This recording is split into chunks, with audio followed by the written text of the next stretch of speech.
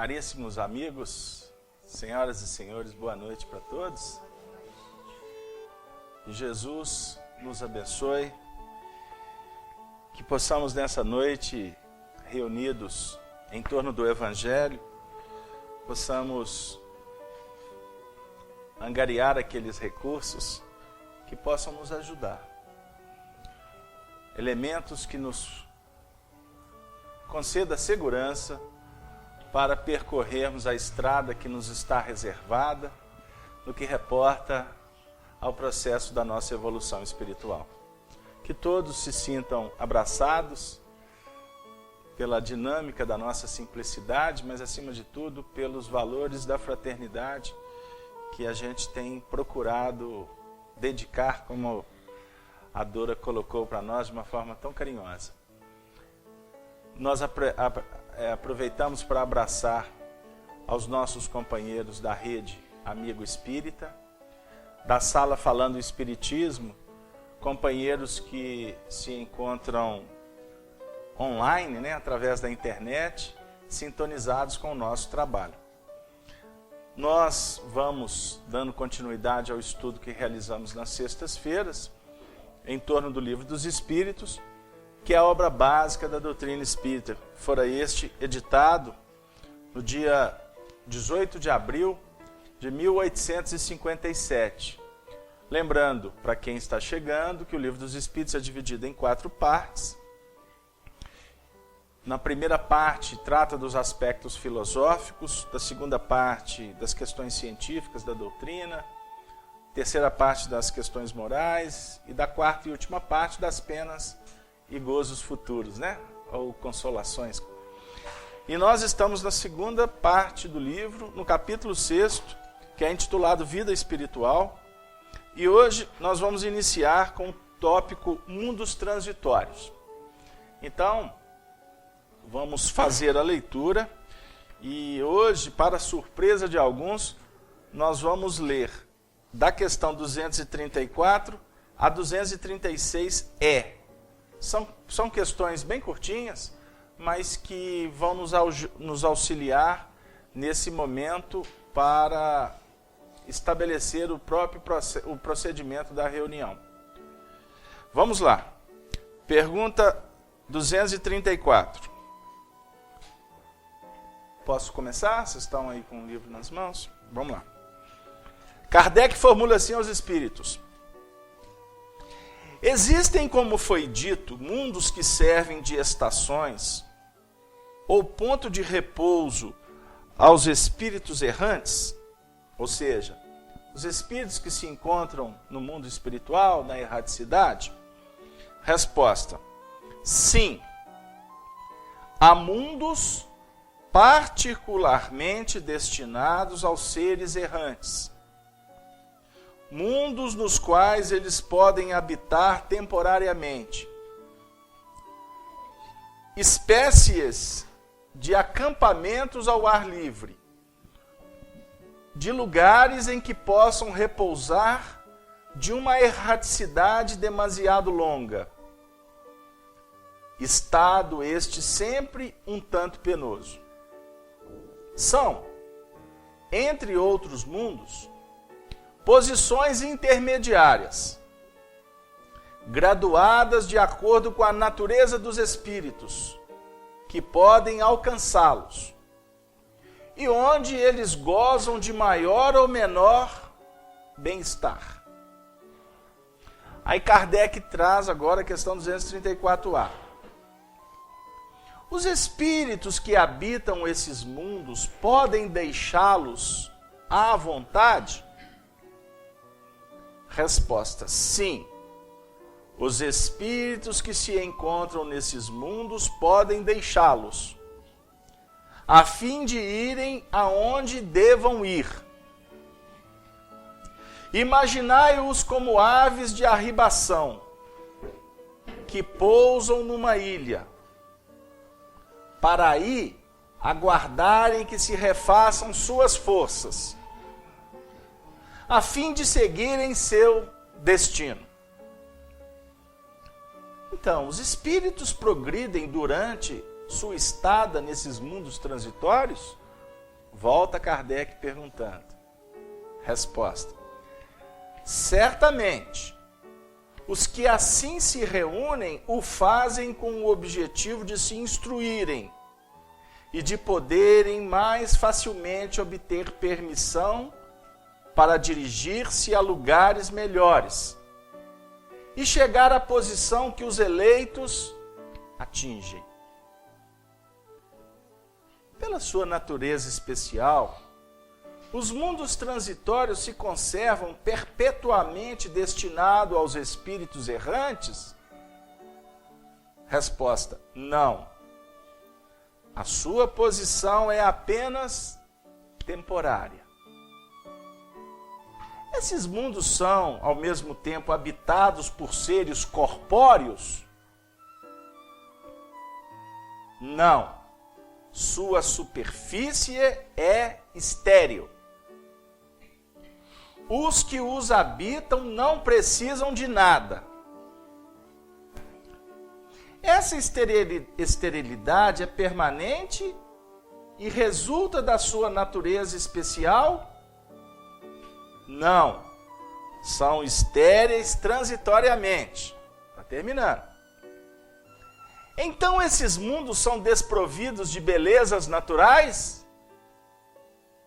A natureza se reflete nas belezas da imensidade, que não são menos admiráveis do que aquilo a que chamais belezas naturais.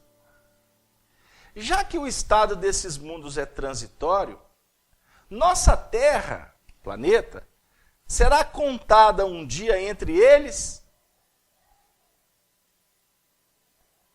Ela já o foi, lá atrás. Em que época?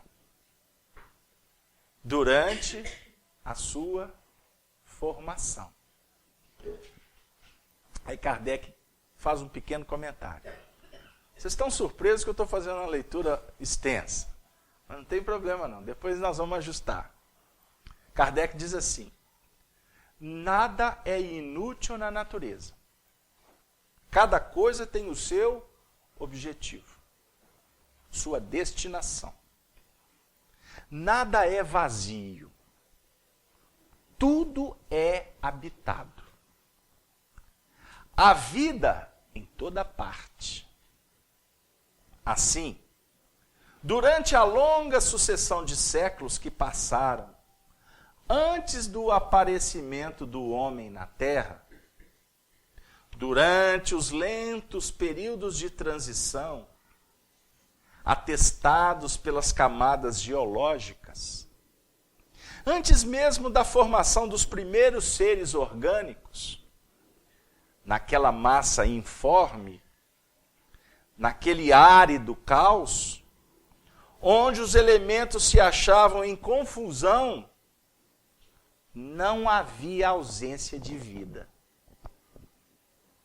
Seres que não tinham as nossas necessidades, nem as nossas sensações físicas, lá encontravam refúgio.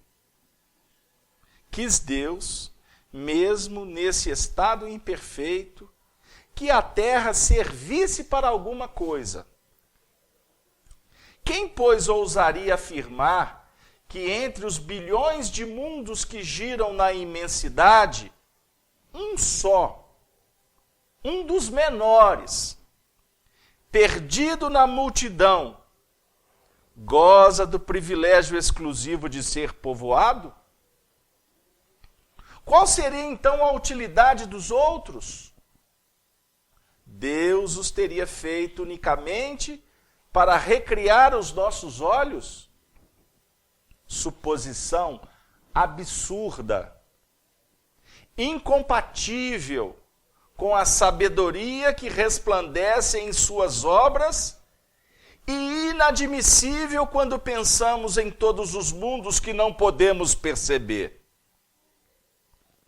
Ninguém contestará que, nessa ideia da existência de mundos ainda impróprios para a vida material e, não obstante, já povoados de seres vivos, apropriados a tal meio, há qualquer coisa de grande e sublime, em que talvez se encontre a solução de mais de um problema.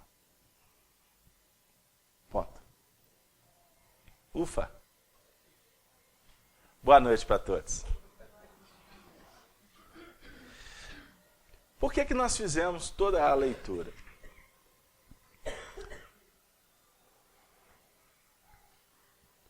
No capítulo 14 de João, no primeiro versículo, diz Jesus assim, textualmente: não se turbe o vosso coração.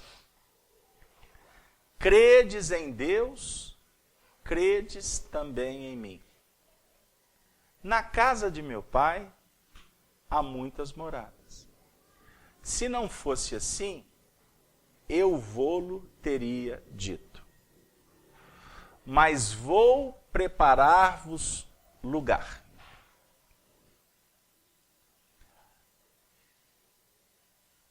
Textualmente, Kardec explica, no capítulo 3 do Evangelho segundo o Espiritismo. A casa do Pai é o universo.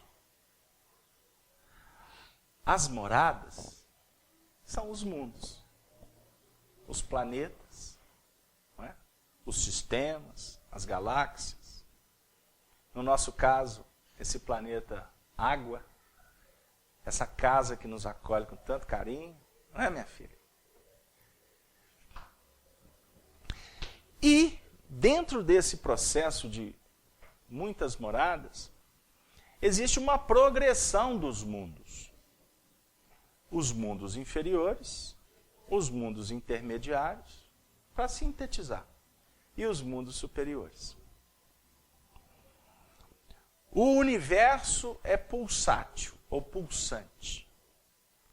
Tudo está numa dimensão respeitando uma lei de progresso. Isso é um ponto importantíssimo. A nossa galáxia, ela está parada e só os planetas, os sistemas que vão se ajustando dentro da própria lei da gravitação? Não. A nossa galáxia, a Via Láctea, ela está viajando no cosmos. Imagine, com seus milhões de sistemas. O nosso sistema solar, que nós, em cada planeta, que tem o seu movimento em torno do próprio eixo, e também se movimenta na translação em torno do astro-rei, que é o nosso Sol, é caracterizado por uma posição que ele ocupa dentro desse contexto universal. Posição no que reporta à evolução desses sistemas. O parâmetro que nós temos, quanto o nosso entendimento como habitantes desse planeta, é muito acanhado, conforme afirmam os espíritos, diante da imensidade dos mundos que circunvolvem esse nosso sistema. E que, para o nosso consolo, dentro da progressão física, moral do nosso planeta, nós estamos numa direção importantíssima nessa escala evolucional, aonde o nosso planeta estará vibrando numa faixa dos mundos da regeneração, aonde as expressões que caracterizam a habitação desses mundos, e será a deste planeta, conforme dissemos, aonde o bem sobrepõe o mal, aonde a justiça se dinamiza nos concertos que concedem a liberdade de ações. Porque na liberdade de ação, aqueles que estão nesse concerto vibram em faixas de responsabilidade. Ou seja, Não se busca a liberdade simplesmente para se projetar, para atuar naquelas faixas inferiores que atendem apenas às sensações. Que, diga-se de passagem, nós poderíamos caracterizar como, na realidade, não busca de liberdade, mas um investimento para se enovelar na libertinagem. Libertinagem é que é onde não encontraremos a responsabilidade, a busca da ética, dos valores que remontam o moral. No caso, moral evangélica, de fraternidade, de respeito, de bondade, de justiça, enfim.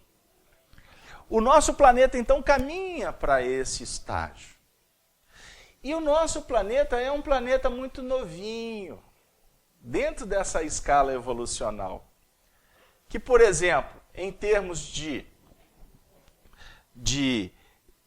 uma civilização organizada, ela hoje é datada para nós com apenas uma história de 30 mil anos. O que é 30 mil anos? Dentro de um contexto de um planeta, que é novo também, que o nosso sistema é um sistema novo, se eu posso assim dizer, em que o nosso planeta tem em torno, uma idade, em torno de 4 bilhões de anos, conforme apresenta André Luiz para nós. E a ciência ordinária, a ciência da Terra, caracteriza-o como apenas 2 bilhões de anos. Então tem uma diferencinha aí de 2 bi para lá, 2 bi para cá, mas que não vem muito ao caso para nós. Mas se a gente for partir do princípio de uma civilização de 30 mil anos, quando poderíamos então deixar definido a fixação dos caracteres do homem sapiens, não é? Se organizando dentro desse contexto de socialização, de organização, enfim. O que remonta a uma história que antecede a essa organização, a essa civilização, que é registrada pela própria história da humanidade, o que remonta a um passado distante, Moisés escreveu para nós no livro Gênesis, quando disse que a terra era sem forma e vazia. Era um caos. Não é? Aí disse Deus, haja luz, e a luz foi feita. Aí, com o passar do tempo, Deus viu que a luz era boa, como se Deus não soubesse. Está tudo configurado num texto extremamente simbólico, aonde as alterações, os ajustes geológicos foram acontecendo a partir do resfriamento da nossa estrutura planetária. Então, lá atrás, o que caracterizava o mundo quando da sua formação era de alterações extremamente contundentes, de resfriamento, de aquecimento, teleguiado por forças dirigidas, que eram aqueles os arquitetos do mundo espiritual que acompanharam para e passo a estruturação desse mundo. Né? Então, antes não tinha, nos primeiros instantes, não tinha possibilidade de vida. Mesmo vida no seu sentido mais simples, né? Dos seres, dentro dos projetos no campo da biologia, que nos ajuda tanto, né? Os princípios unicelulares, né? Das bactérias, dos vírus, que posteriormente foram se desenvolvendo, e havia aqui, como define Moisés, o sopro de Deus, que na realidade Emmanuel nos explica que era um fluido chamado protoplasma, aonde aqui tinha todos os germens que um dia iriam sendo trazidos para a Terra, que eu estou falando do protoplasma no seu sentido espiritual, circunvolvendo um planeta que estava em formação, Marco Aurélio. E que posteriormente, à medida em que as coisas geologicamente foram se ajustando, a luz se fez, não é? O Sol começou a aparecer no seu sentido operacional, porque dentro das próprias transformações químicas, não é? Físicas, a vida foi se manifestando e com o passar do tempo, a espiritualidade foi ajustando para que, milhões de anos depois, aqui pudesse ter vida. Então o texto de Moisés vem dizer para nós que foi criado os animais, né? Inicialmente os répteis, e que o homem pudesse dominá-los, dominar os animais do campo, as aves dos céus, porque naquele instante da história planetária foi possível que os primatas começassem a se reproduzir para dar condições para que milhares de anos depois pudesse aqui se aportar espíritos advindos de outros mundos para desenvolver o procedimento da sua evolução aqui na Terra. Então, por que tudo isso? Porque os mundos transitórios que remontam ao Livro dos Espíritos para nós, são aqueles mundos que um dia a Terra foi, quando era sem forma e vazia. Captou, Efigênio? Ou seja, era um mundo que não se caracteriza pelo processo da reencarnação. É como se fosse, conforme Kardec colocou, uma ilha num oceano que é utilizada apenas como um ponto de descanso para aquelas aves que estão viajando pelo oceano, entendeu? Atravessando os continentes. Aí vocês podem perguntar assim, mas por que nós estamos falando sobre isso? Primeiro, em nível cultural, doutrinário, é importante que a gente possa começar a parar para refletir quanto à magnitude de Deus que concede para o espírito, somos nós, espíritos em evolução, estagiarmos em vários departamentos dentro de todo um contexto universal para regimentarmos experiências com vistas a um dia habitarmos mundos superiores. Que, diga-se de passagem, nós não temos parâmetro para discutir como que são esses mundos. Deu aí atrás? Nós começamos a vislumbrar esses mundos a partir da reflexão que fazemos diante das inibições, da precariedade que é o nosso mundo, o habitat no qual estamos inseridos, né? Então, por exemplo, em nível físico, nós nunca estamos satisfeitos, né? Na época do calor, que calor imenso. Na época do frio, ninguém suporta o frio de Belo Horizonte. Eu estou até na expectativa de escutar uma frase aqui, porque a gente até coloca a roupa de frio, mas o frio não chega, né? Foi a época que Belo Horizonte, né, você passeava ali na época de junho, maio, junho, ali lá na Serra lá na Praça do Papa, né? Você ia lá, dava 5 graus, 7 graus. Hoje, meu Deus, hein? Está chovendo, reclama. Quando não chove, reclama. Porque na realidade nós vivemos alterações climáticas que efetivamente são importantes para a própria produção, para a própria atmosfera planetária, mas que ainda define para nós um desequilíbrio muito intenso na natureza. Que, diga-se de passagem, nos obriga, inclusive, a avaliarmos a questão comportamental do nosso compromisso em preservar essa casa que nós habitamos. Você começou a chegar na sua área, né, Marco Aurélio? Começou?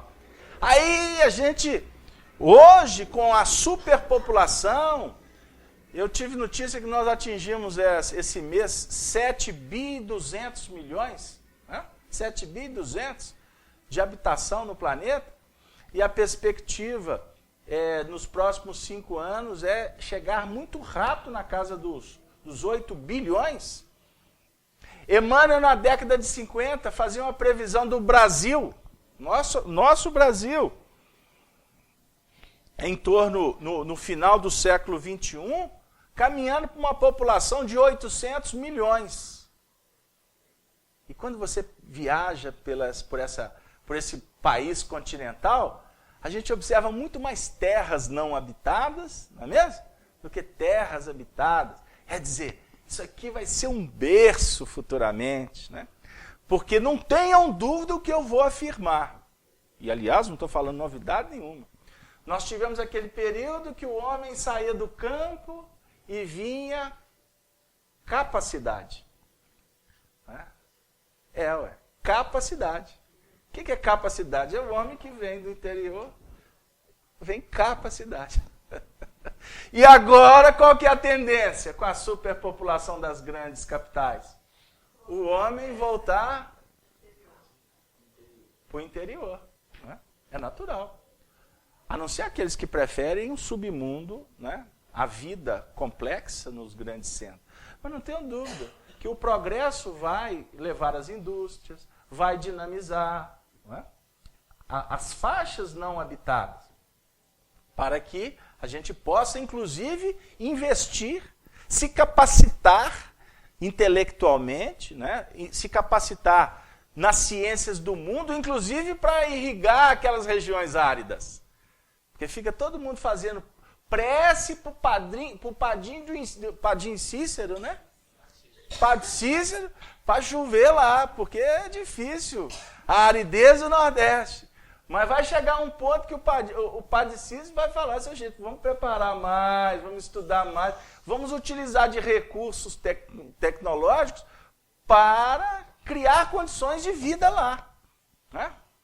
O que eu quero dizer com tudo isso?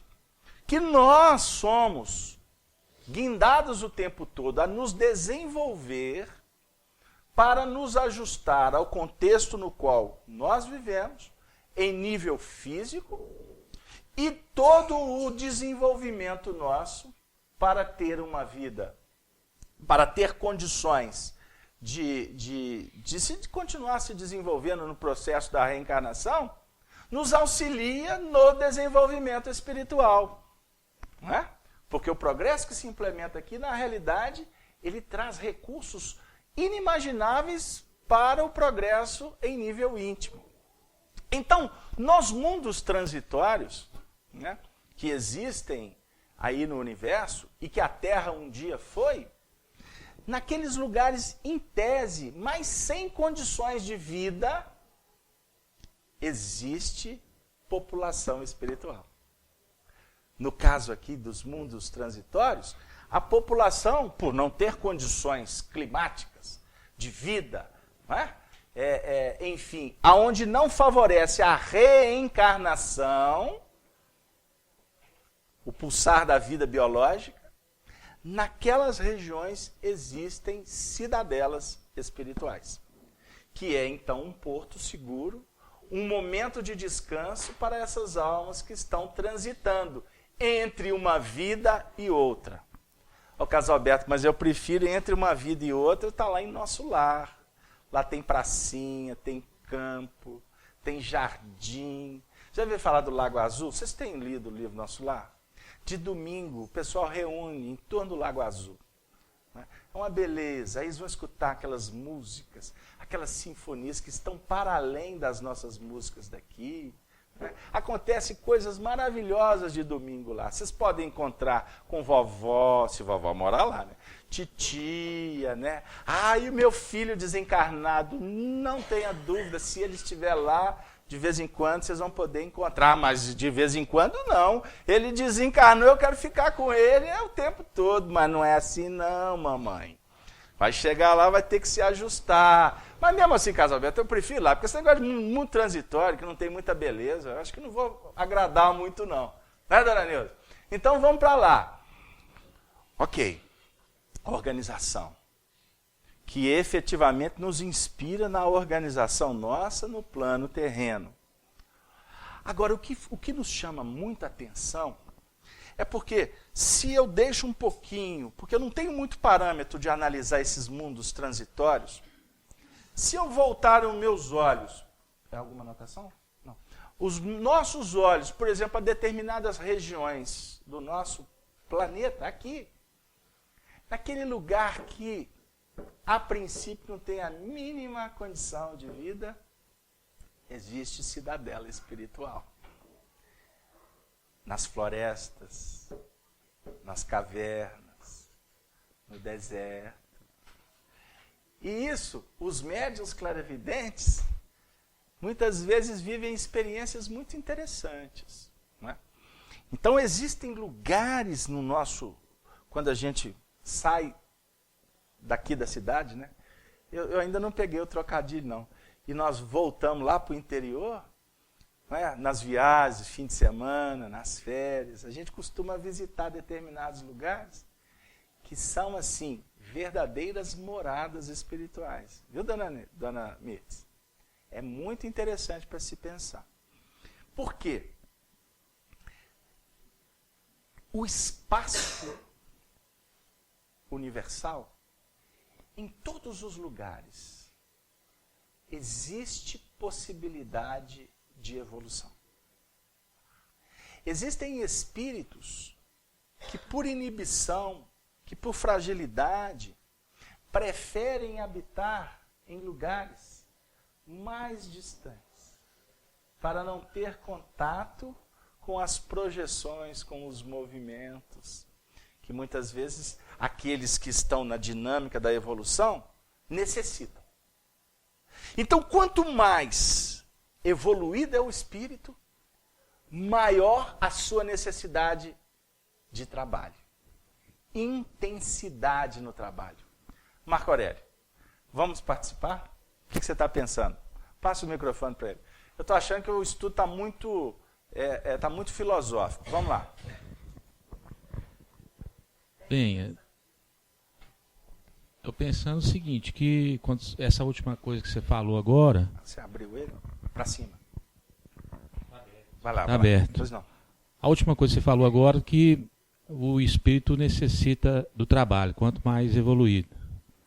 Mas muitas das vezes também essa intensa pulsação, né, esse intenso atrito, às vezes leva também a um certo cansaço, principalmente na sociedade de hoje. Né? A gente vê muito as pessoas falarem que estão cansadas dessa vida urbana, desse atrito entre as pessoas, e querem buscar o afastamento. Então, sim, nisso aí eu percebi uma certa também, assim,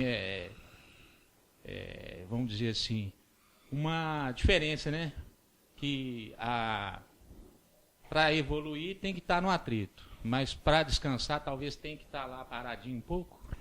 Aí nós podemos pensar o seguinte, Marco, apaga aqui para mim, Dorinha, por gentileza. Nós podemos pensar o seguinte, que o espírito, à medida em que ele vai abrindo as possibilidades, as percepções, para além das percepções objetivas, o que eu quero dizer? O homem da Terra, ele trabalha com as percepções físicas. O ver, o ouvir, não é? o tato, o paladar, não é? A audição e o olfato, certinho? 5.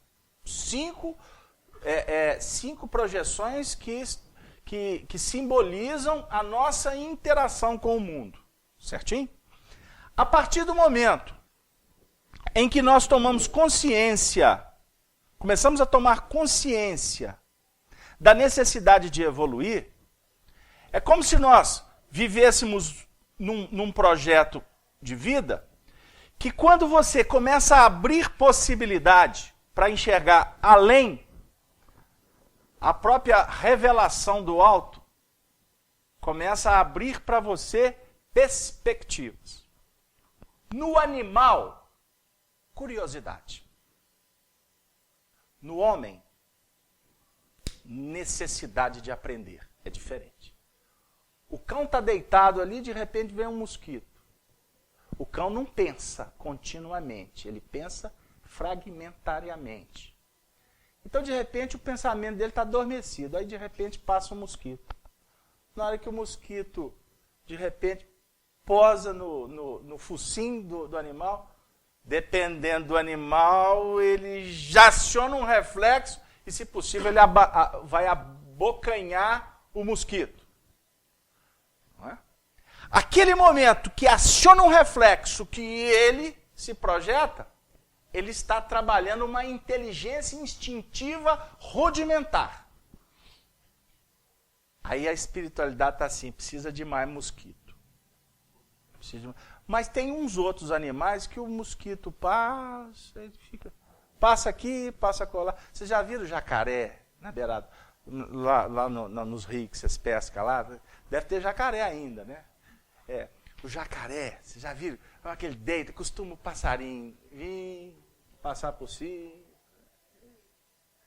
Ele está ali num processo de um adormecimento profundo. Por quê? Na condição espiritual do crocodilo, ele está numa faixa bem anterior do que, por exemplo, um cachorro, um cavalo, um golfinho, entendeu? O macaco que está assim, até um pouco acima, porque do símio é que vai derivar posteriormente o espírito que vai se guindar para a faixa hominal, certo? Porque quando na evolução espiritual se atingiu a etapa dos símios, alguns espíritos continuaram em busca das árvores.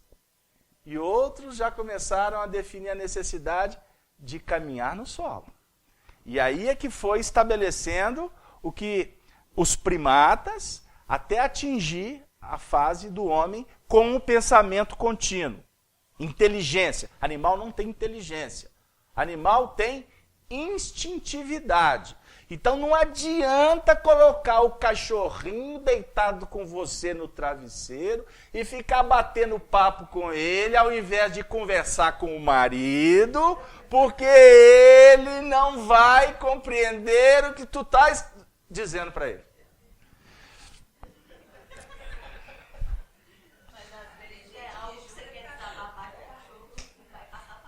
Como é que é? Às vezes é algo que você quer pôr pra fora ali que não pode passar dali mesmo. E o cachorro é o ideal para escutar. Porque aí bate lá e fica, né? Amortecido no pelo do cachorro. Vocês entenderam perfeitamente o que nós falamos.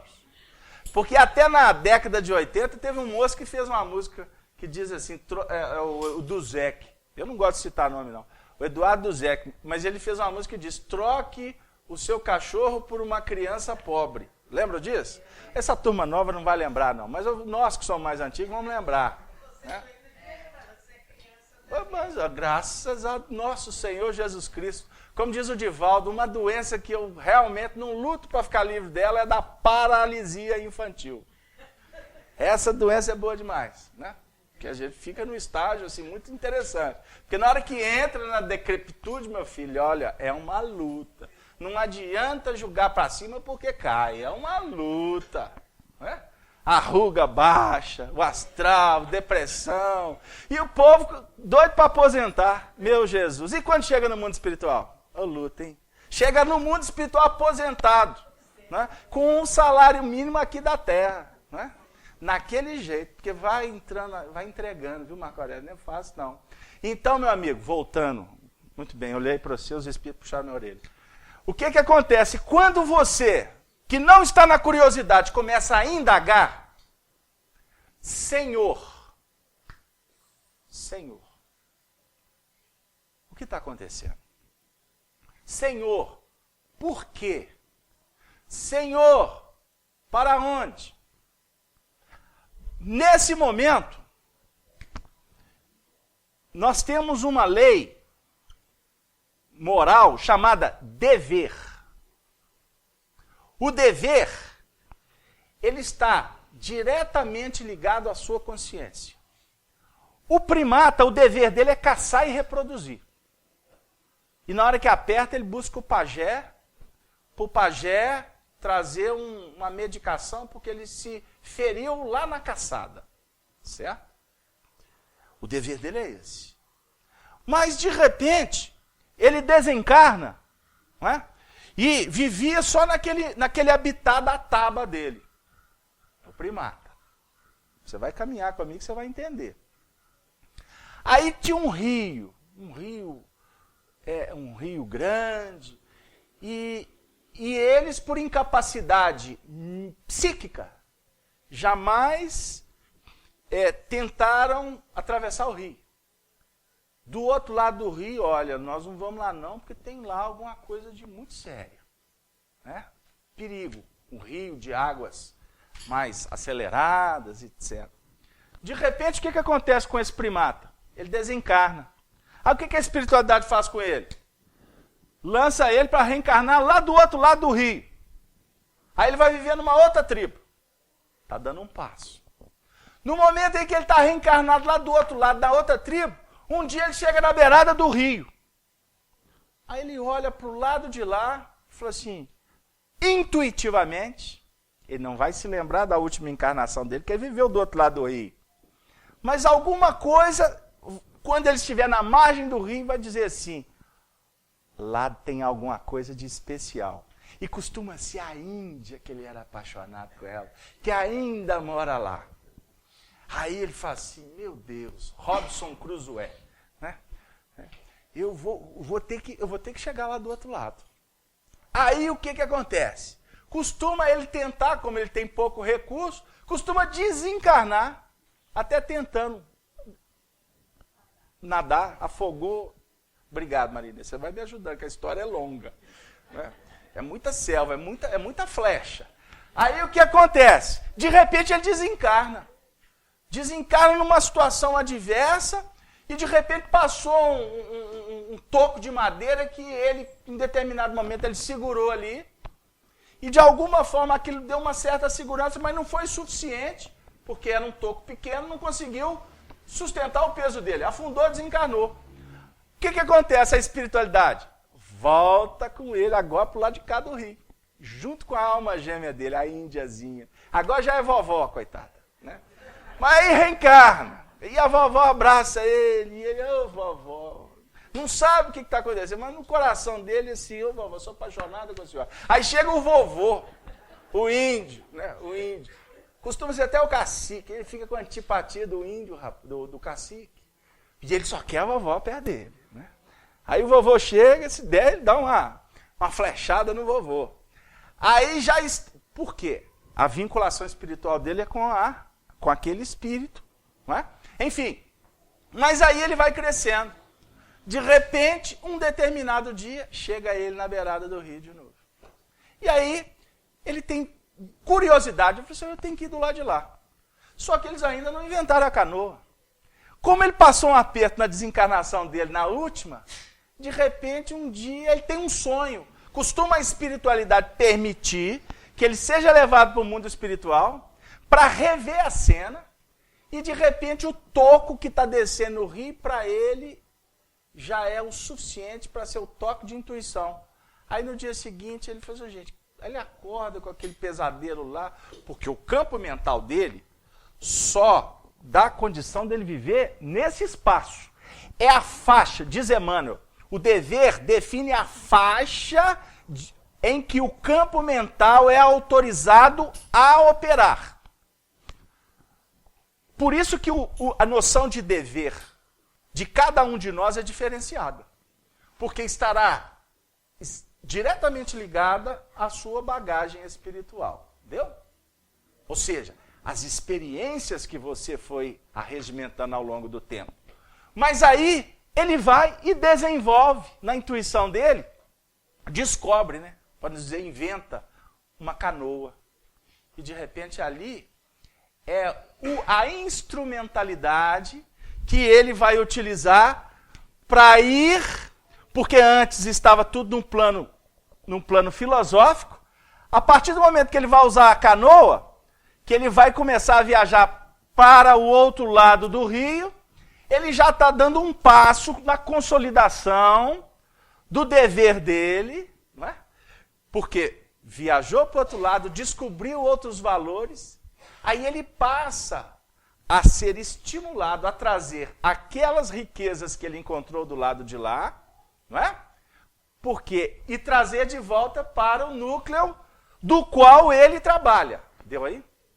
Porque no núcleo que ele está reencarnado, tem espíritos ali vinculados a ele. Aí, por uma questão até de sentimento, de gratidão, ele passa a querer dividir a joia rara que ele descobriu do lado de lá. Marco Aurélio, que volta que nós demos? Para dizer o seguinte: no mundo conturbado que nós vivemos, nós estamos mais ou menos igual a esse índio. Porém, o processo da descoberta não mais nos atende no que remonta às questões que vão trazer bem-estar apenas na Terra. A tecnologia, o conforto, as instrumentações do mundo, elas, de alguma forma, são estimulantes. Mas elas não atendem, dona Nilza, aos anseios da alma. Então, qual é a tônica do mundo que nós estamos vivendo?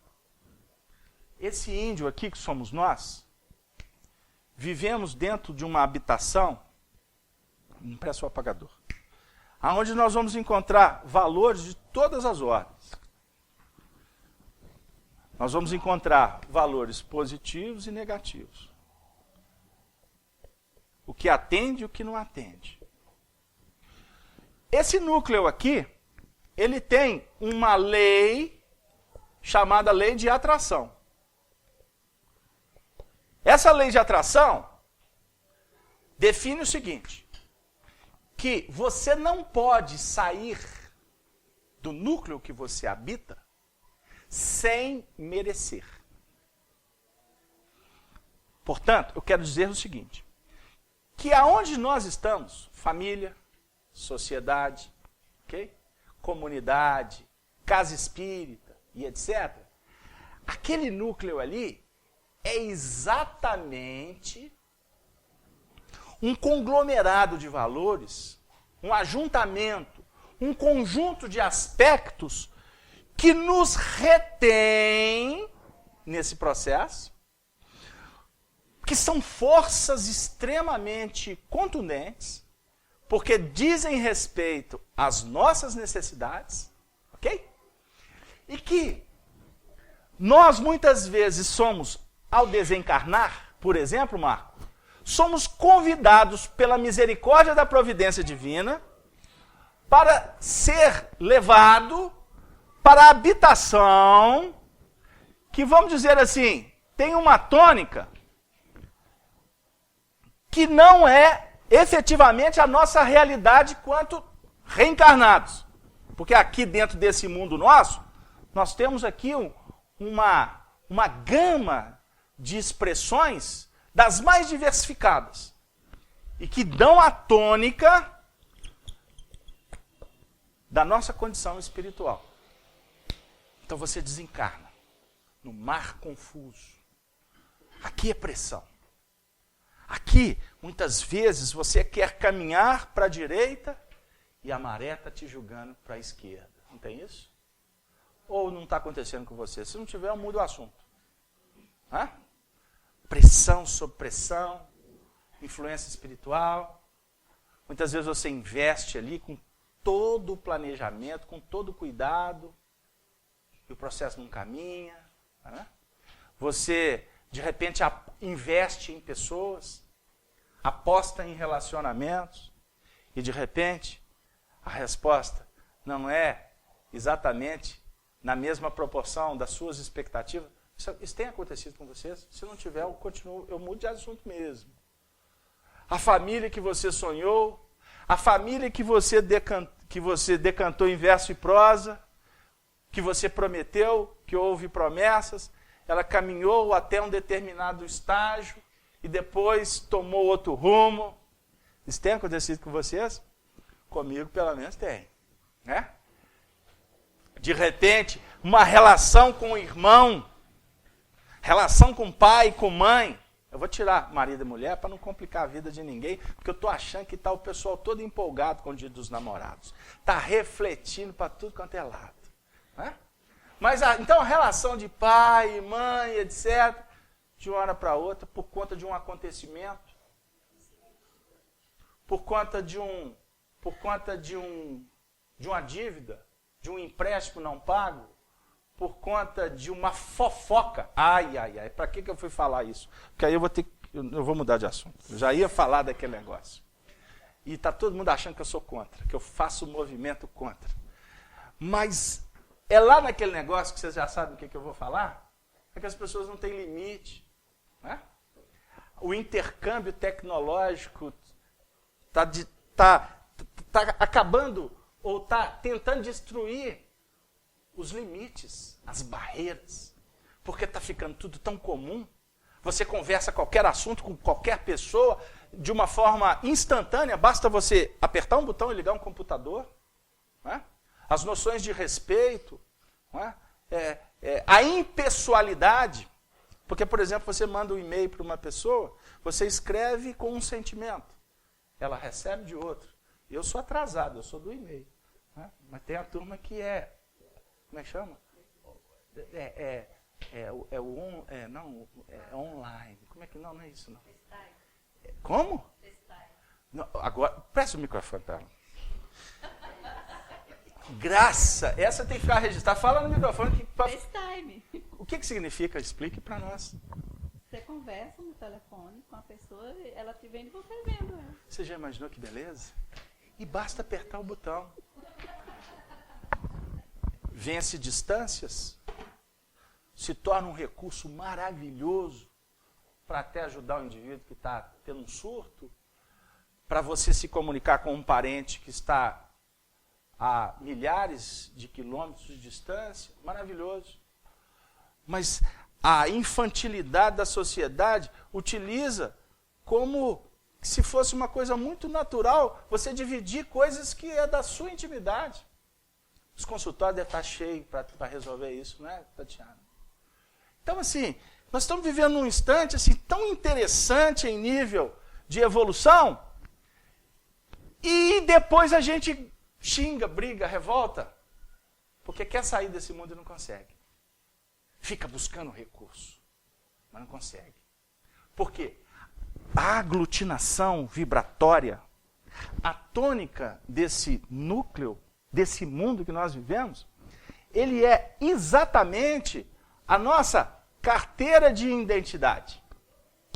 É o nosso CPF, Marco Aurélio. Mas eu vou voltar. Aí a espiritualidade, acompanhando a nossa desencarnação, nos leva para habitar determinadas regiões, vou chamar neutras, para que o espírito se retempere. Captou agora? É como se você estivesse sendo convidado a ter um mês de férias. Aí você vai ser levado lá para Cachoeira. Não, mineiro vai para Cachoeira. Mas você é baiana. Baiana vai para Cachoeira. Mineiro vai para a praia.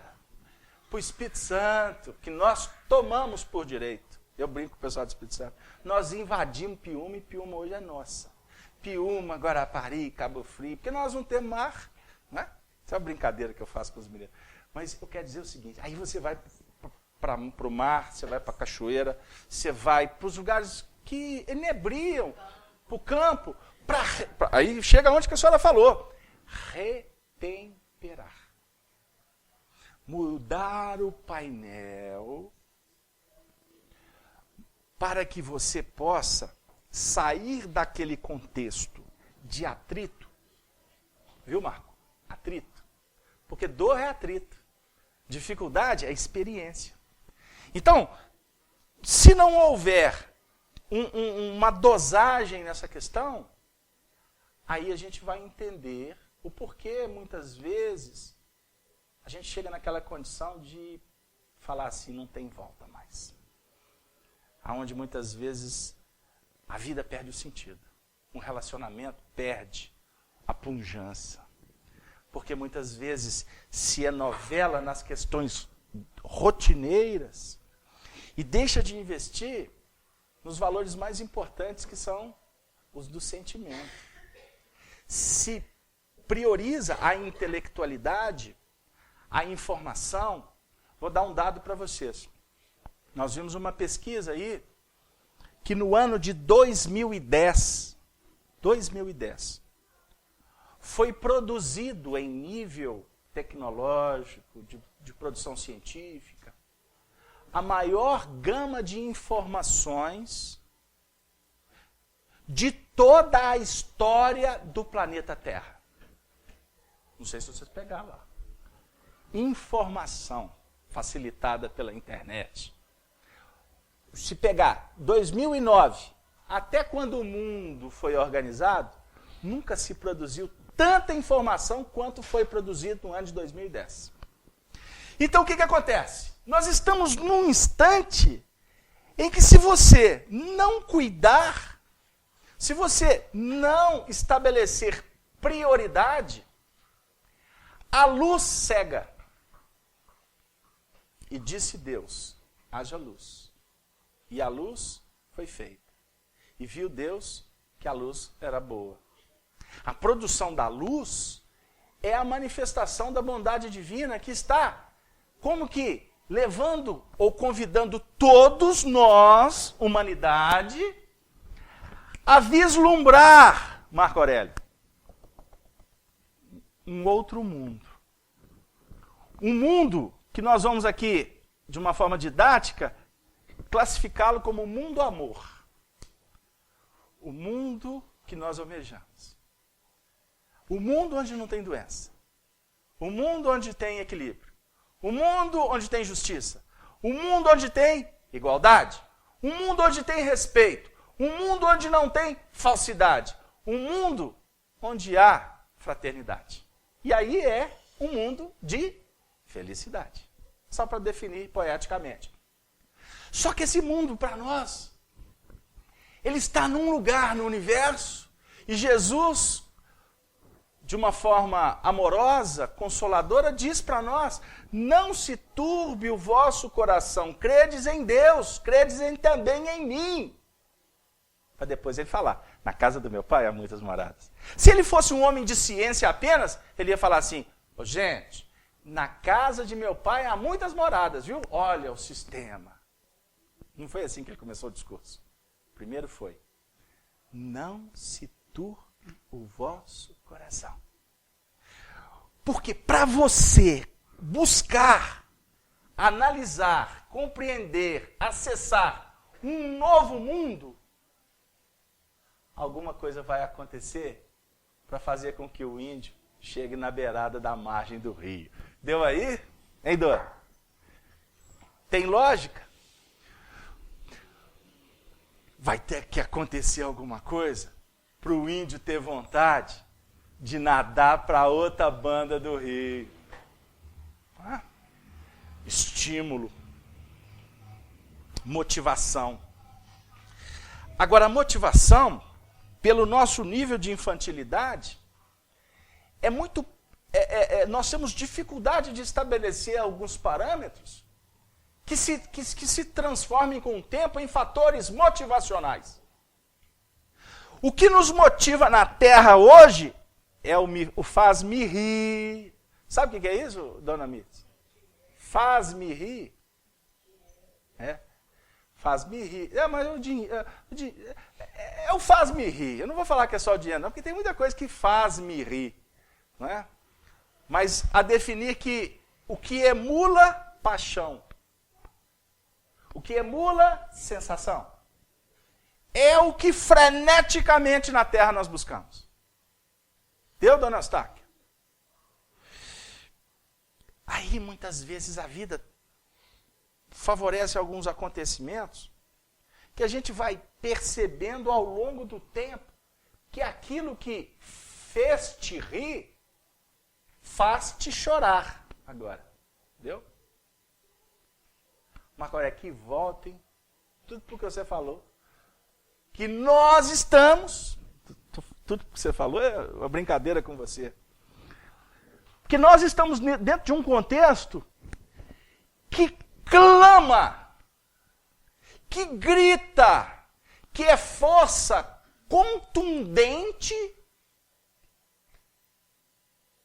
que luta para que você não caminhe. Que é a nossa personalidade. Que é sustentada ainda nessas caracterizações por egoísmo, por orgulho. Nós estamos turbados. Por que tu veio à casa espírita? Não me conta. A senhora veio para estudar. Dona Nilza, a senhora é campeã. A senhora veio para estudar. Boa parte aqui também veio para estudar. Por isso que muitas vezes a reunião não atende tanto. Porque a gente acaba muitas vezes trabalhando muito mais numa interação amiga, carinhosa, fraterna, do que informações técnicas. Porque o objetivo nosso não é trazer informação técnica. A informação técnica, eu costumo dizer com muito carinho, que é competência de quem quer a técnica, buscá-la. Então nós trazemos livros aqui, colocamos na livraria da FEAC, para incentivar a leitura. Para que cada um busque, na sua linha de afinidade, aquele material que atenda. Ah, Casalberto, encomenda Missionário da Luz. Jesus, eu vou lá na livraria da União Espírita Brasileira buscar o Missionário da Luz para quem encomendou, numa alegria. Sabe, porque eu sei que o livro favorece muitas coisas. O livro nobre. E diga-se de passagem, André Luiz tem um farto material para nos ajudar. Nos descortinando o mundo espiritual. Porque ele favorece que a gente, conhecendo detalhes do mundo espiritual, a gente possa entender Allan Kardec. Então vocês, dica, leem de tudo, mas a base é Kardec, viu? E aonde eu vou, nas casas espíritas que eu visito pelo Brasil afora, a primeira coisa que eu olho nas livrarias é quantos livros de Kardec estão na estante. E que pena que a maioria tem muito menos Kardec do que outros, com todo respeito. O livro nobre nos ajuda. Lacordaire, o grande Lacordaire, filósofo francês, tem um pensamento que eu tenho para mim que é magistral. Que o homem que se desperta, ou em vias de despertamento, ele se conscientiza que ele precisa de 3 coisas fundamentais para a sua evolução. A primeira, ele precisa de Deus. Precisa de Deus no sentido de perceber a magnitude da vida, as infinitas oportunidades, a beleza, o manancial, os recursos. E eu tenho refletido sobre esse assunto e a gente vai chegando em algumas conclusões de que muitas vezes a gente acha que a gente está conquistando alguma coisa e é um ledo engano. Porque se não houver uma chancela do alto, tu não realizas. Não adianta. Eu vejo muitas vezes pessoas na Terra, e para não dizer que fizemos muito isso, de bater no peito e falar assim, eu fiz, eu comprei, eu conquistei. Ninguém vive só no universo. Ninguém. Diz Emmanuel que existe uma lei chamada lei de colaboração, cooperação. Quem quiser buscar o registro está na introdução do livro Paulo e Estevão, quando ele vai falar da relação de Paulo e Estevão, no sentido de que não poderia se falar de Paulo sem Estevão, porque foi Estevão o grande exemplo da vida de Paulo e se tornou desencarnado porque Paulo mandou que ele fosse apedrejado. Ele desencarna nos braços do cruel Paulo, no caso Saulo, e em prece em prece de interação com o próprio amor de Deus, ele olha para Paulo, faz uma prece e diz, Senhor, não impute a ele esse pecado. Ele estava perdendo a encarnação, entre aspas. Imaginem vocês, uma pessoa desencarnando apedrejada. Imagine as dores. Imagine o sofrimento moral. Porque muitas vezes o sofrimento moral, ele sobrepõe quilômetros-luz à dor física, que acaba acostumando ser detalhes. Porque muitas vezes, quando o indivíduo tem merecimento, a espiritualidade ceda-o.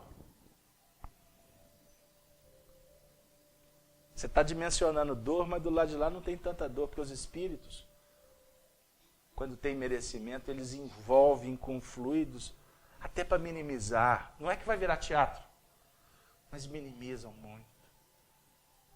Vocês já viveram situações em que hoje tem claro que houve uma intervenção espiritual e por isso não reagistes?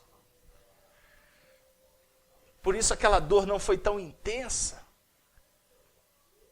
Isso é só a reação do seu quimismo? O materialista pode redarguir dizendo isso. Não, isso foi o quimismo, adrenalina, isso, e eu fiquei assim. Tem coisas que só com uma verificação de coração, de sentimento e lógica doutrinária, no nosso caso espírita, para ver o que é plausível. Segunda-feira, aqui numa reunião, nós tivemos uma visita de uma entidade espiritual que nos disse assim: peça para aquela família X fazer uma prece. Eu pensei, por quê? Faça sem perguntar. E o recado foi dado. E era para ter um acontecimento grave. Foi diminuto. As pessoas não estão preparadas para ter determinadas informações. Aí costuma o indivíduo nos procurar no centro espírita e dizer: ô Casalberto, ô meu irmão, tenha paciência. Quer a receita, faça pressa. A Dora falou no início da reunião: parabéns, viu filha? Não estava no script. Ela foi inspirada pela coordenação. Ela começou a reunião incentivando cada um aqui a fazer o evangelho no lar. Evangelho e família. Um dia na semana, uma prece. Uns filhos. Costuma não ter tempo para sentar à mesa, dialogar. Se não tem, por conta da dinâmica, eleja esse momento. E tomara que ele fosse até mais do que um momento da semana. Tem pessoas que fazem todo dia. Antes de servir a mesa, vamos fazer a nossa oração. Eu convivia com uma companheira que ela me levava às lágrimas. Mas era na casa dela, só ela espírita, a família muito ajustada, mas ela, a matriarca de Maria Santíssima, porque matriarca tem que ser conectada com Maria Santíssima, a veleira do bem e da paz. Que nós precisamos que Maria Santíssima aumente o time dela. Porque uma sociedade, para se soerguer, se não tiver as matriarcas, ela não se soerguerá. A mulher que vive o Evangelho, que sustenta a fragilidade do marido, do filho, do pai, do amigo. Mulheres, guardem isso. Porque a mulher tem uma capacidade de perdoar inimaginável. Embora, quando enfurecida, Hermínio Miranda, no livro Diálogo com as Sombras, ensinando a gente a tratar com os espíritos, em reuniões mediúnicas, que ele fala assim: olha, de todos os obsessores, o pior é a mulher traída. E eu falei assim: ele tem razão.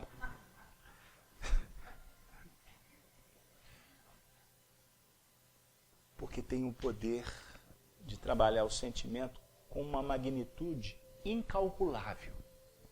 Só que a mulher da terra, ela se sintoniza com as faixas, com as frequências da serpente.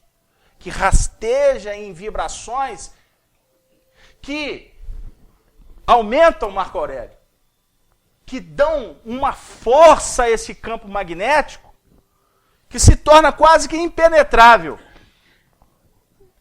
ou sem possibilidade de sair. Ah, se soubessem lidar com essas forças para curar, para fertilizar. Muitas acham que a fertilização é apenas biológica. A força da sexualidade é que sustenta o universo. E muitas vezes julga-se que essa força é apenas para a manifestação do coito.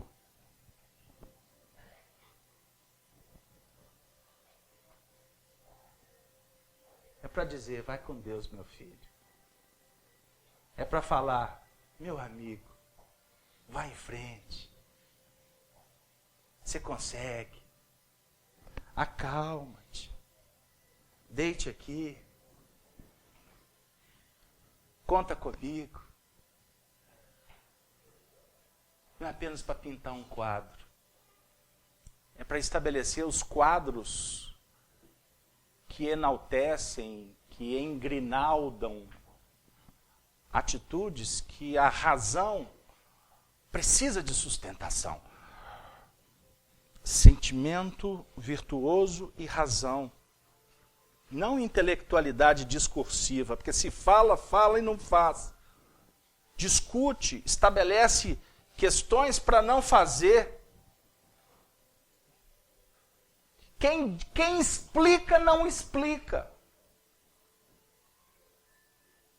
Os consultórios dos sacerdotes da psique, que Deus os abençoe para que eles sejam realmente sacerdotes e não apenas estejam voltados apenas para as curiosidades ou as remunerações, estão abarrotados de pessoas que querem se justificar e jamais vão conseguir.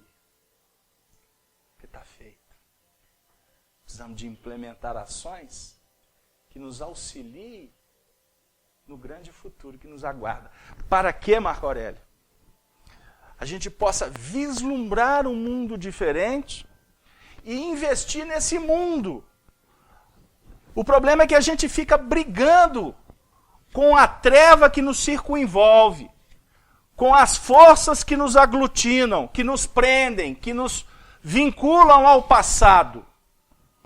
Se a barra está pesada, meu amigo, abra, ore, para que o mal seja afastado, não no sentido teológico ou eclesiástico. Senhor, me livre do mal. Tire os demônios. Conserta o marido. Coitado. Jesus olha e fala assim, dá um jeito nessa mulher, Senhor. Eu não dou conta mais. Senhor, leva o sogro para o plano espiritual, porque é o karma. E a sogra? Jesus. Coitada da sogra. E ele olha para ela como se ela fosse uma serpente e ainda fala que ela precisa de cama redonda, porque serpente dorme enrolada. Senhor, me livre do mal. Gente, o assunto do Evangelho é de mais profundidade.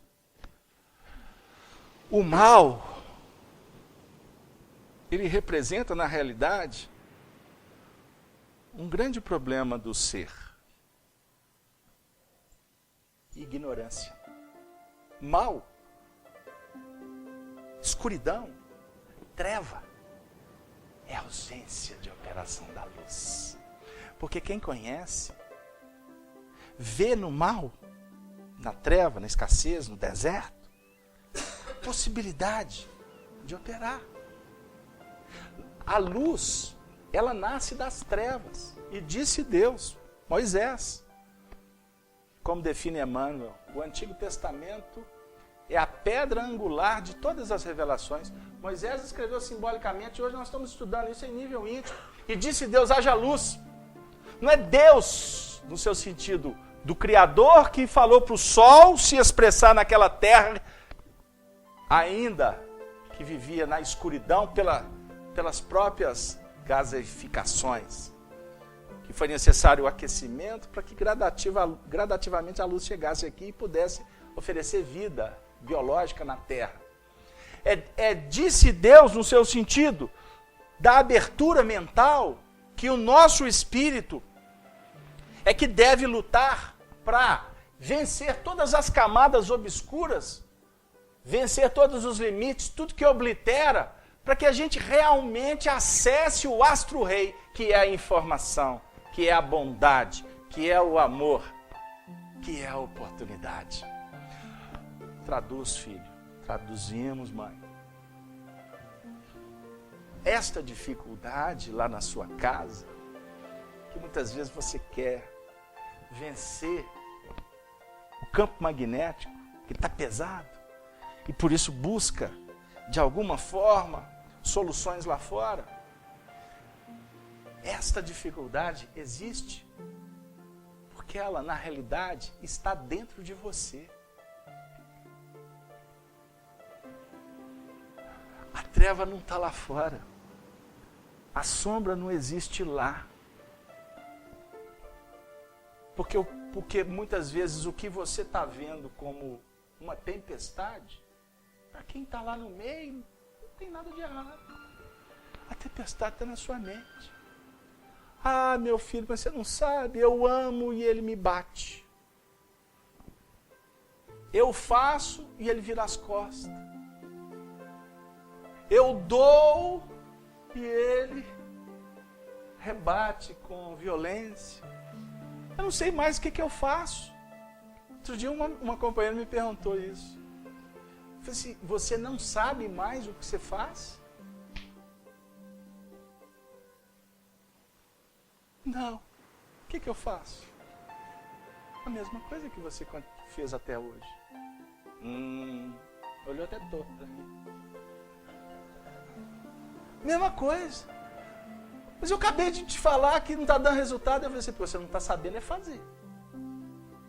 Depende do seu ponto de vista. Você faz para você receber? Se for, não tenha dúvida que você não vai continuar não recebendo. Quem compreende a luz, observa que a luz, ela se esparge no universo para ser refletida nos corpos opacos. Uma nave que viaja, fazendo o périplo em torno da Terra, ela só é registrada pelos equipamentos porque existe uma luz que está envolvendo aquela nave e a nave está refletindo essa luz, porque senão você não veria a nave que está lá do outro lado. Não sei se deu aí, se vocês pegaram. Então, o que acontece? Ali tem dificuldade?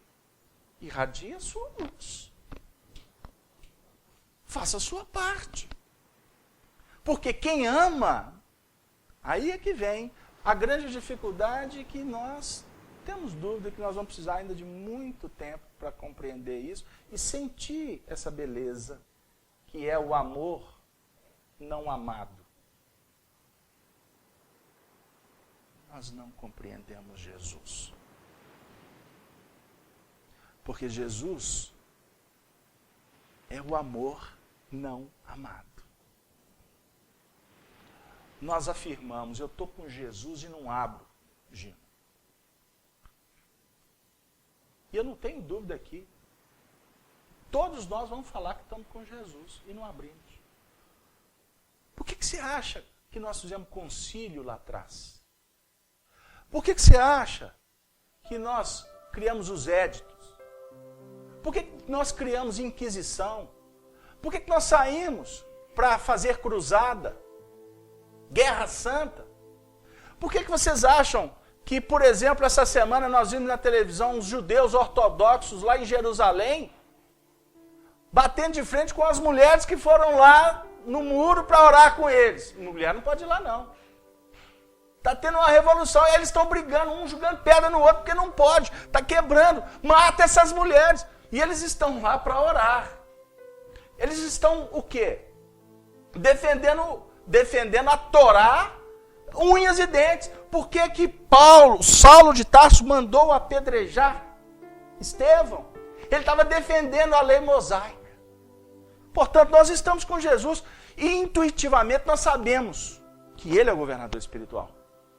Os espíritos das regiões inferiores não pronunciam o nome de Jesus. Vocês sabiam disso? Não pronunciam. Eles falam, o Cordeiro, o crucificado, o profeta. Porque o nome de Jesus tem poder mesmo, como diz os nossos amigos evangélicos. Não, eles falam, é o sangue de Jesus tem poder. E tem mesmo. Que sangue? Quando ele desencarnou, tem sangue. Na concepção de quem olha para a história, o sangue dele tem poder para redimir os seus pecados. Então você pega com ele. Eu, pelo menos, pegaria, porque tem muita coisa para limpar. Mas na realidade, gente, o sangue representa pacto, compromisso. O sangue representa aliança.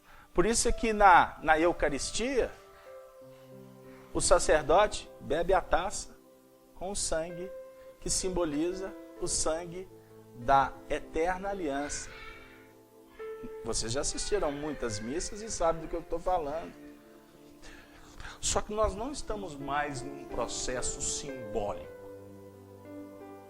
Porque ritual não progride ninguém. Não adianta prática religiosa sem mudança mental. Mudança íntima. Então cada um de nós vamos descobrir na luz que dimana de Deus. E essa luz vai encontrando reflexão na nossa intimidade e vai mostrando aquele ponto que tu precisa de operar agora.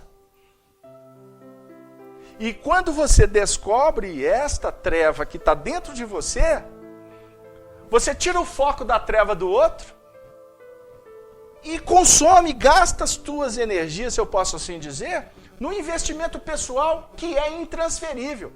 Você não vai resolver a evolução da sua mulher. Casalberto, então pode desistir? Não, vai lá. Você não vai mudar, você não vai fazer o seu filho progredir. Você não tem autoridade para mudar o destino de ninguém. Mas com os teus exemplos, pela sua transformação, você pode inspirar. Você pode convidar. Porque convidado nós estamos para dar passos mais seguros. E o teu crescimento, a tua desenvoltura, a tua qualificação, efetivamente, vai contribuindo de uma forma transcendental para aqueles que estão vinculados ao teu coração. Não para que eles se convertam aos teus ideais, mas para que eles possam perceber que há algo além do horizonte. Uma vida diferente, em que está reservado para nós a paz, que é conquista, que compete a todos nós procurarmos implementar. Então Emmanuel vem nos mostrar que quando Jesus nos ensina na oração dominical a frase livra-nos do mal, ele define para nós a necessidade, portanto, de transformar o mal em bem. Porque o mal nada mais é do que a ausência do bem. Então eu quero com isso concluir com vocês, inspirados por Emmanuel, que o que nós estamos julgando ser o mal é uma grande oportunidade do teu crescimento. E se a força te constrange, não lute com ela. Não. Renda-se a ela? Também não. Mas procure sintonizar com outro nível de frequência vibratória. É diferente. Porque você não pode se render àquilo que não te atende mais. E esse é o grande desafio para quem está procurando melhorar. Porque cada um de nós tem o seu grito íntimo de dificuldades. E o núcleo que nós estamos mourejando, inseridos, ele diz para nós com clareza o que nós precisamos de melhorar. Então, ao invés de tu gastar energia falando a minha família, o meu trabalho, aquelas pessoas, sintonize com Jesus.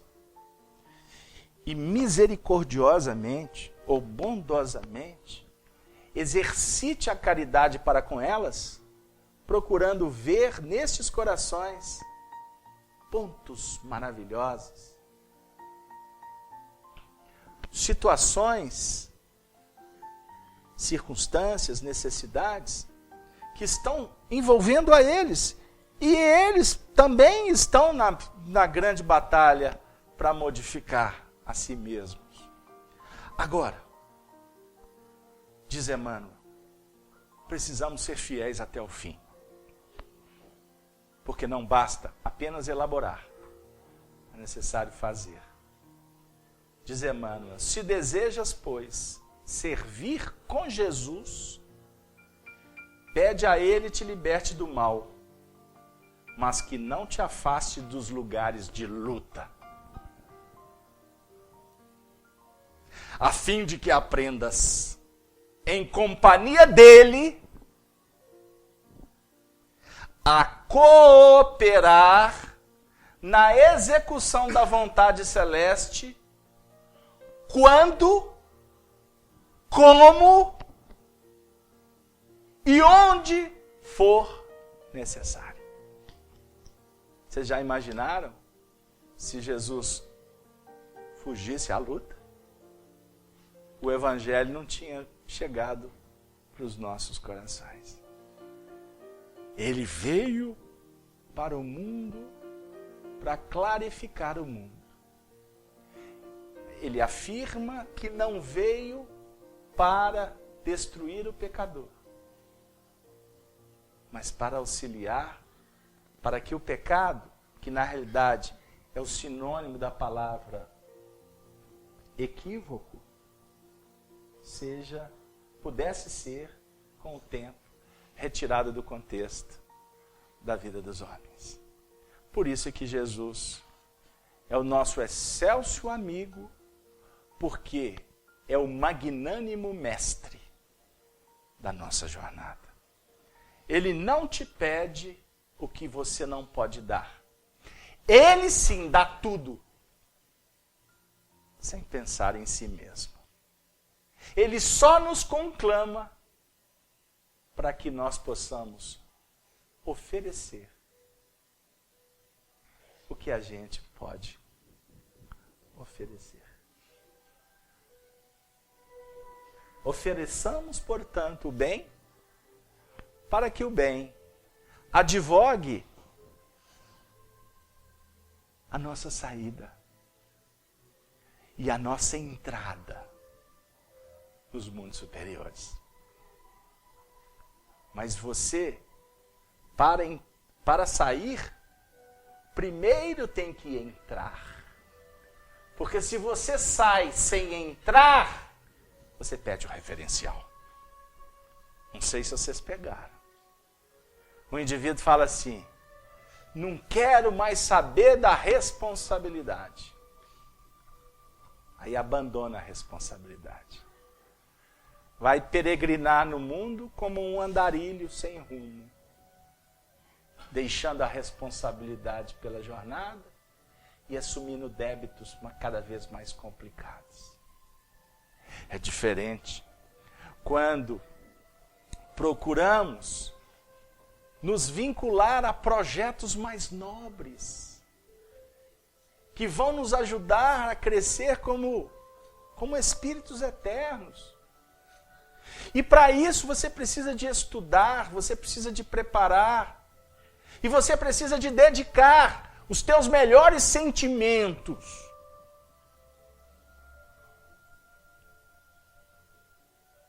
Aí a vida vai te dizer, venha.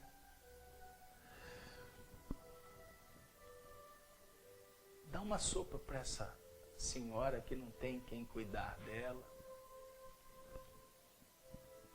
Cuide desse menino aí que está sem filho no mundo. Passa a noite lá no hospital com aquele companheiro que você nem sabe quem é. Estenda suas mãos para aquela alma fragilizada que precisa apenas de um estímulo, de um passe, de atenção. Olhe para a vida, agradecendo a tudo que você tem, mesmo que você só tenha uma refeição no dia, porque alguns não têm nenhuma para se sustentarem. Comece a trabalhar de sorte que os teus sentimentos estejam sempre prontos a servir o semelhante, sem exigir pagamento, louvores, aplausos. Quando alguém te amaldiçoar, te apedrejar, passe para outra banda do rio, desejando para ele o melhor. Aquele que amafanhou, que dilacerou o seu coração, lembre dele, sem mágoa, porque a mágoa é uma nódoa que pode se tornar um câncer. Contenha a sua ansiedade, porque ela pode virar amanhã uma virose. Ela pode se transformar numa bactéria no teu estômago. E por isso esse bolo que não é dissolvido, essa dor de cabeça pertinaz, porque os painéis mentais que tu alimenta estão num diapasão que te vincula à retaguarda. Portanto, olhe para a vida buscando saúde, equilíbrio. Se esforce, não apenas para cuidar da estética de fora, que todos nós cuidamos, mas observemos a necessidade de cuidar da ética pessoal. A ética do amor, da fraternidade, da solidariedade. Aí, o Senhor vai continuar a te dizer, vinde a mim, e bem-aventurado porque fostes misericordioso. A vida vai nos guindar a uma vida, a uma situação que nós almejamos, mas que não é conquistada a toque de caixa, num passe de mágica. É conquistada pelo esforço. E, acima de tudo, pela renúncia de não exigir que a resposta venha. Faça, faça, faça sempre. Que Deus nos abençoe. E que possamos, nesse momento, agradecendo a espiritualidade que nos tutela, aos amigos espirituais que coordenam a Fraternidade de Estudos Espíritas Allan Kardec, que carinhosamente chamamos de a Casa de Kardec, a FEAC Minas, que a espiritualidade possa dinamizar todos os projetos que estão estabelecidos no mundo espiritual e que nós, os humanos, a instrumentação na Terra, possamos ser humildes e nos colocarmos para servir, para que todo o bem seja espargido e atenda a todos que sofrem. Principalmente a estes espíritos que estão presentes na reunião, desencarnados, sem esperança, necessitados de oportunidade, de consolo, de conforto, que todos possam olhar para frente convictos de que a eternidade do amor de Deus há de ajustar todos no lugar certo para conviver com os corações que mais irão nos auxiliar nesse grande momento da nossa evolução. Sê conosco, Rabi da Galileia, Senhor Jesus. Agradecemos a Allan Kardec, o codificador dessa doutrina santa. Agradecemos a todos aqueles que têm contribuído tanto para o progresso do nosso Brasil, que há de ser um dia o coração do mundo e a pátria do Evangelho. E a Maria Santíssima, a veleira dos nossos sentimentos, como filhos simbólicos, que ela, Maria, possa nos ajudar e ajudar também o sagrado instituto chamado família. Maria, Senhora, abençoe a todos nós, a toda a família espírita, a toda a família planetária. Que assim seja. Desejamos a todos uma noite de paz e um retorno seguro para os vossos lares.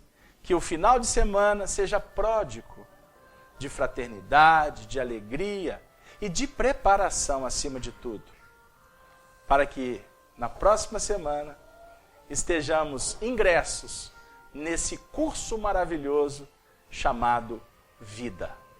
Muito obrigado. Até a próxima oportunidade, que assim seja. Graças a Deus.